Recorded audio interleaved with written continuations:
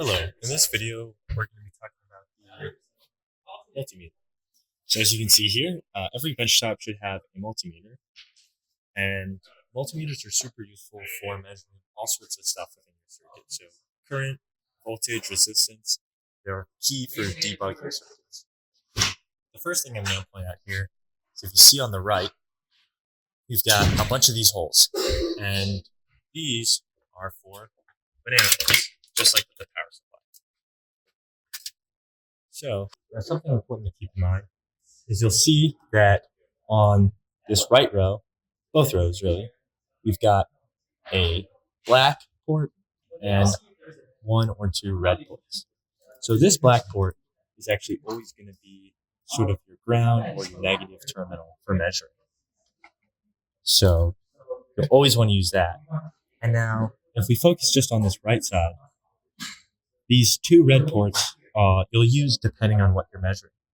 So if you're measuring voltage, is V, resistance, which is omega for ohms, or doing the diode check, you'll want to use the top input terminal.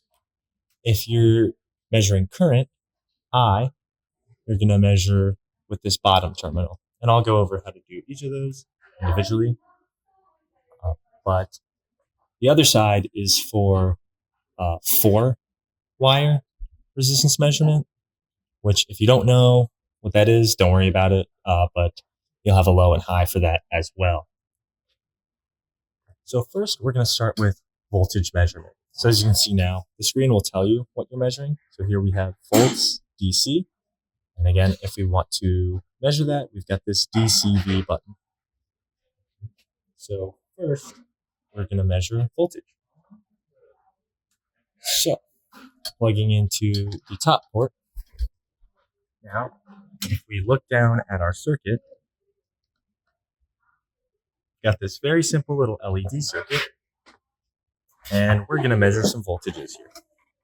So when measuring voltage, it's important to remember that you always want to be in parallel to your component. So you can think about it as a voltage is dropped across a component. Take, for example, this resistor.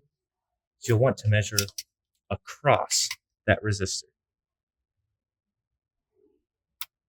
So just like that.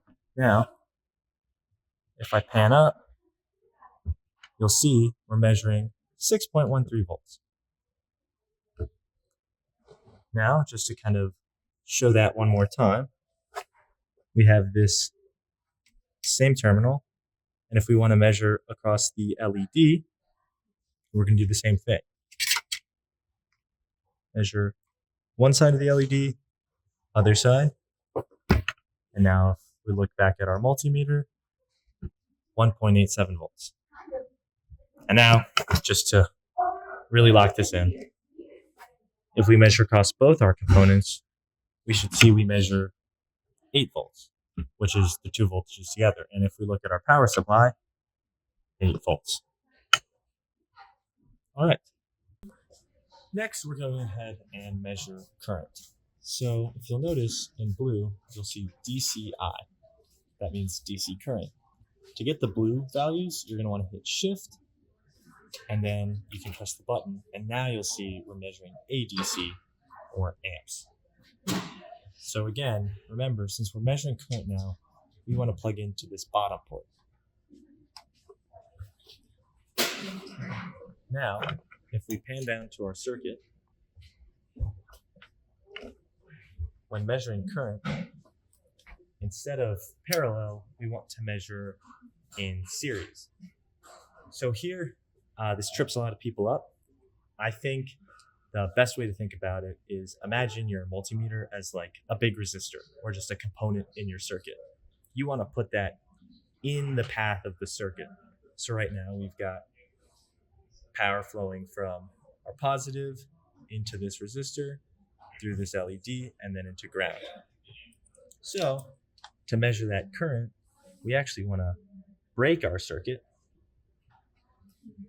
real quick and stick our probes in the way. And as you'll see, you'll know you did it right because now current is flowing through the resistor, now up through here into our multimeter, which is here measuring 5 milliamps, and then back out and through the LED. So good thing to remember, voltage, always measure in parallel. Current, you always want to measure in series. Now, some other useful measurements here are going to be resistance and the diode check measurement. So resistance, we're going to do 2-wire resistance, is that 2W. And we'll plug in again to the top side. And right now you'll see we're measuring overload or infinite resistance. And that's because between these two probes, we have nothing connected. So if we look back down at our circuit, we've got our resistor.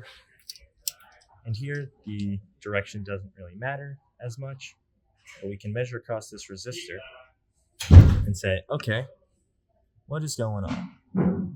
We have 1.18 kilo ohms, and this is actually a 1.2 nominal resistor, so that makes sense. A little error. And you can actually kind of double check our results. We measured the voltage across that resistor and the current through it earlier, and you can actually put those together and you'll see that you get the same value, or roughly the same. The next thing we'll want to measure is diode check.